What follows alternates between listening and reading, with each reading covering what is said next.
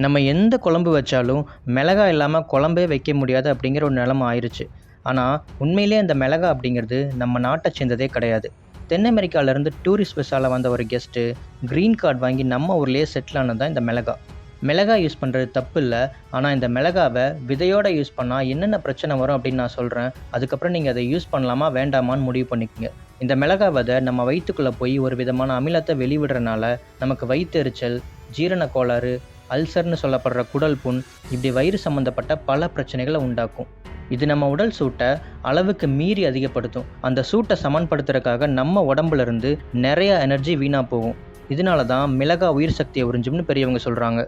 நமக்கு எதுக்குப்பா வம்பு, நம்ம மிளகாயே யூஸ் பண்ணல அப்படின்னு நீங்கள் முடிவு பண்ணிங்கன்னா அதுக்கான பெஸ்ட் ஆல்டர்னேட் தான் மேற்கு தொடர்ச்சி மலைகளில் விளைஞ்சு உலகம் முழுவதும் பிளாக் கோல்டுன்னு சொல்லப்படுற நம்ம கருப்பு தங்கம் மிளகு.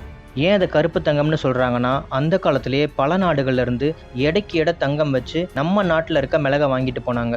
ஏன்னா அந்த காலத்திலேயே அதில் எவ்வளோ மருத்துவ குணம் இருக்குது அப்படின்னு எல்லா நாட்டு மக்களும் நல்லாவே புரிஞ்சு வச்சுருந்தாங்க.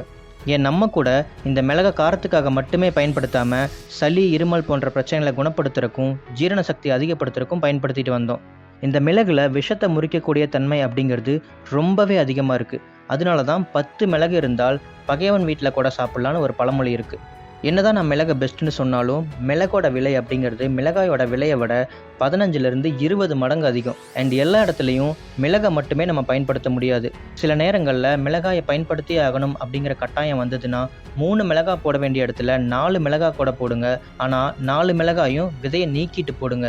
ஏன்னா மிளகாயை விட மிளகாய் விதை தான் நமக்கு பல பிரச்சனைகளை உண்டாக்கும்.